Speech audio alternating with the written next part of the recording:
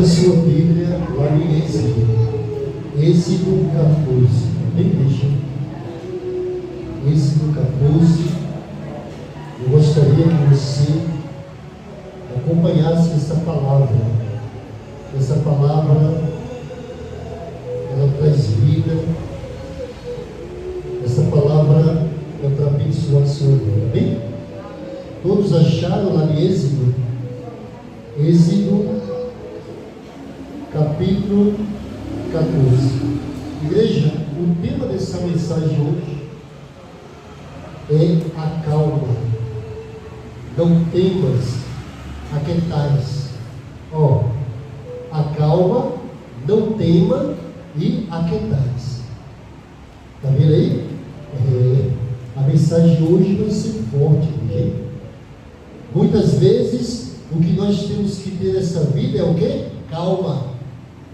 E muitas vezes nós temos que não temer, ter calma e não temer, e depois aquietar e sossegar, ficar quieto.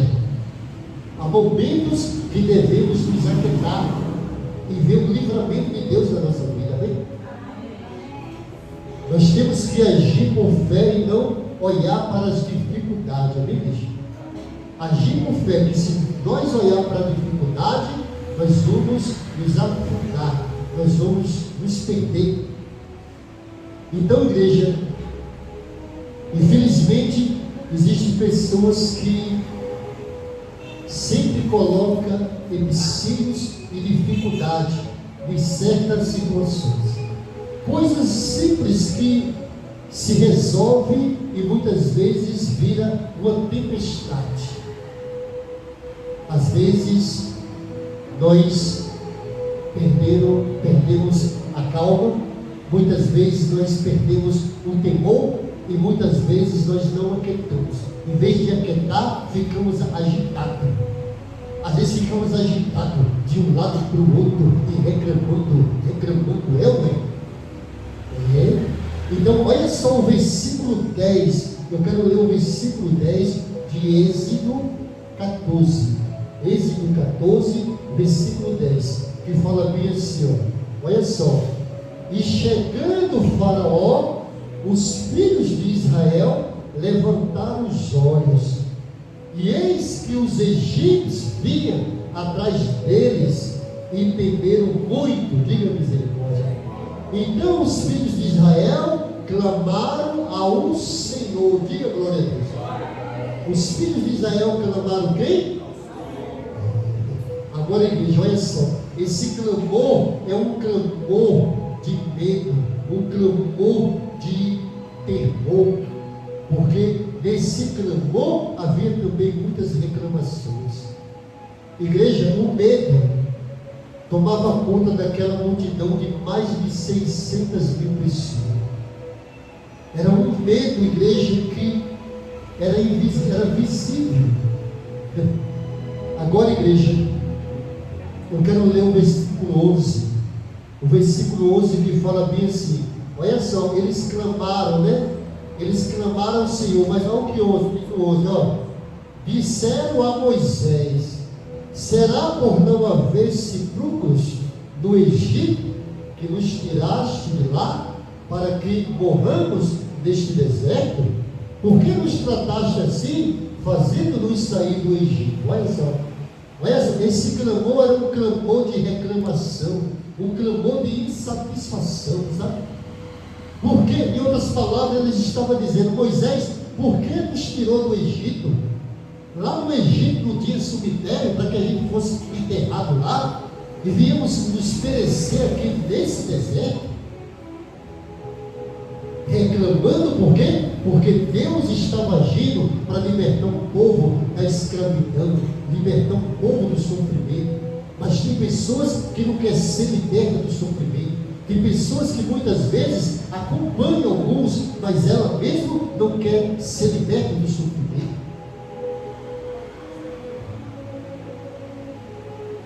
Olha só o versículo 12, eles falam bem assim, não é isso o que te dissemos no Egito? Deixa-nos para que sirvamos os egípcios. pois melhor nos fora servir aos egípcios do que morrermos neste deserto. Está vendo? Nós não te falamos lá no Egito que deixa isso, deixa nós aqui. Nós queremos servir os egípcios. É melhor do que nós sair desse deserto aí e morrer. Igreja, mas o povo que era povo de Deus, o povo que era povo verdadeiro de Deus, o povo queria ser liberto. Porque tem pessoas que são verdadeiras, que quer servir a Deus, quer sair da escravidão, quer sair das coisas ruins do mundo, porque o Egito representa as coisas ruins do mundo, Faraó representa Satanás.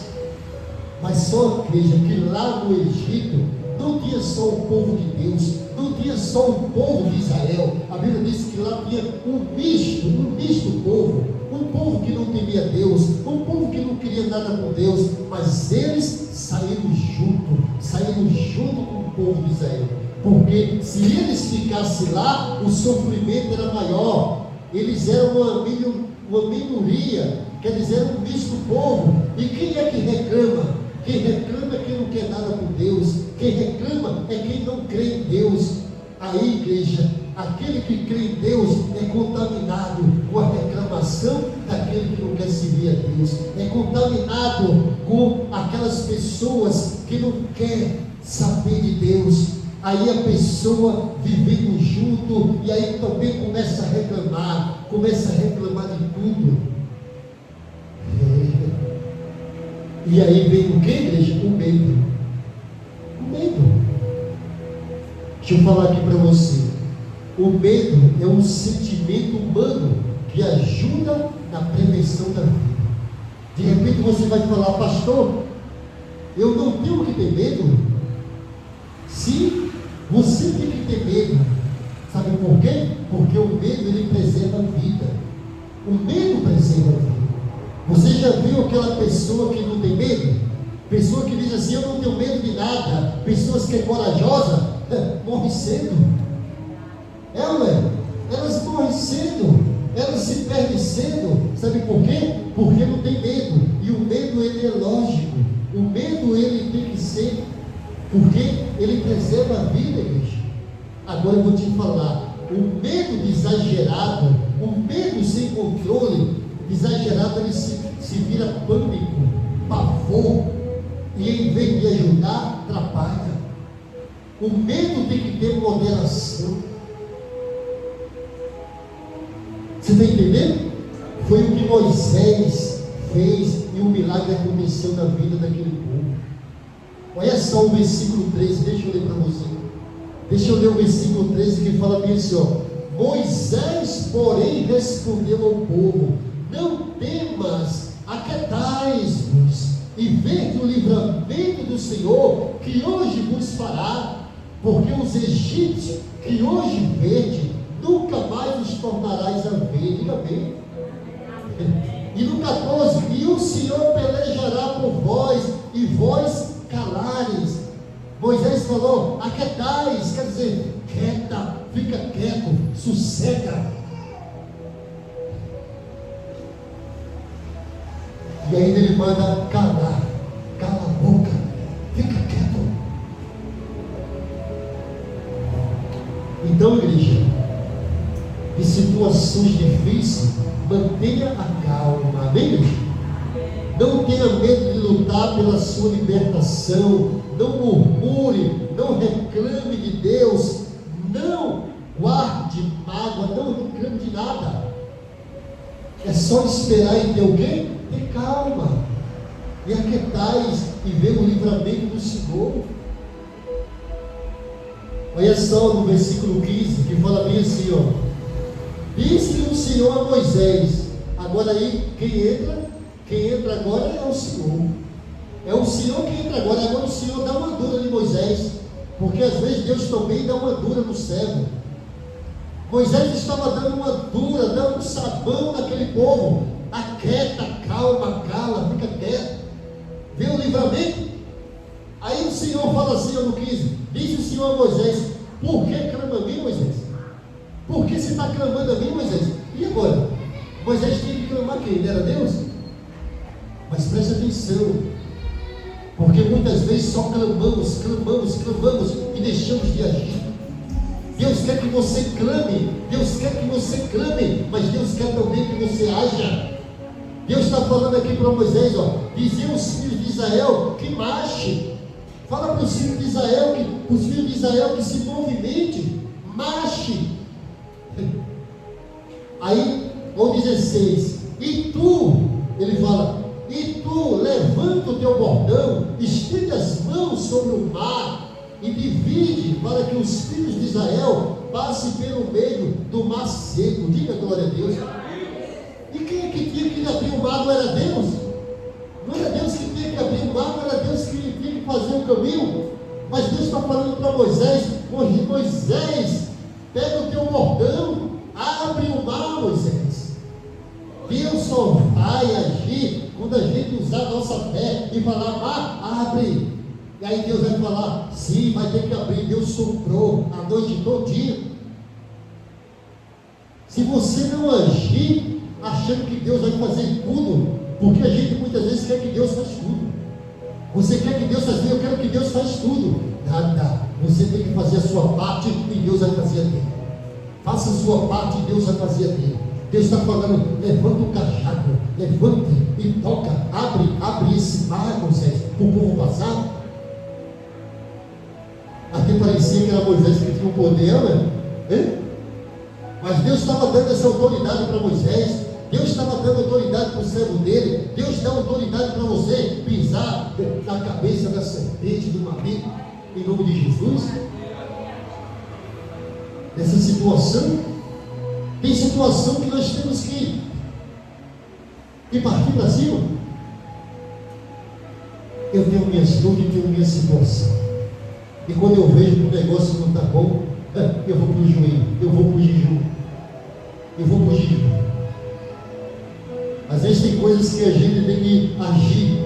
Deus faz isso, Deus faz aquilo, Deus cuida da minha casa, faz isso, faz. E você está fazendo o quê? Deus está esperando você fazer alguma coisa para ele agir. Eu estou com uma situação da minha casa que é uma situação delicada. E eu não consigo resolver, mas a minha esposa não consigo resolver. Eu falei, mas vamos fazer um propósito de 7 dias de jejum e oração. Eu levanto a minha família 3 horas da manhã, vamos lá.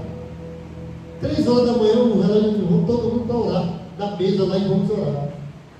Eles acabam de orar e eu fico no meio da casa, clamando, Deus poderoso, Deus inteiro.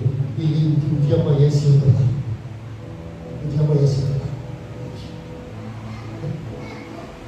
Jejum de 24 horas, só com pão e água. Porque tem hora que Deus quer, você tem que agir, você tem que fazer a sua parte.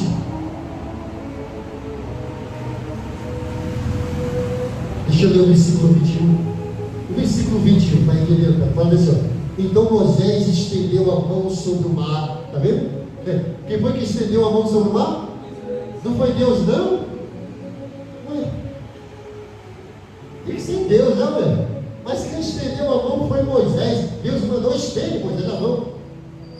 Será que Deus precisava que Moisés estendesse a mão no mar para abrir o mar? Qual era o poder que Moisés tinha?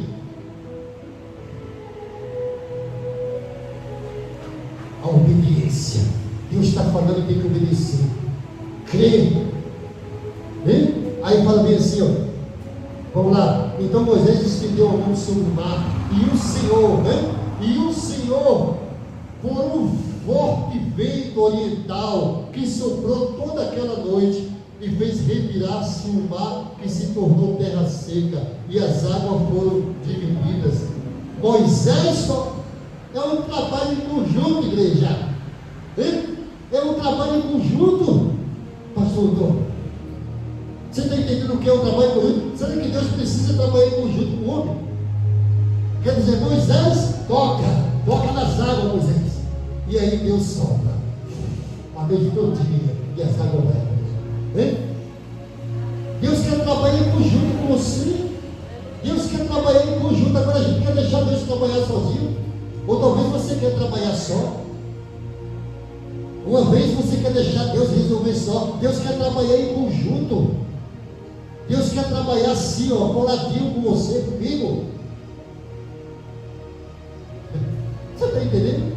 Mas não é que eu nunca tinha pensado nisso?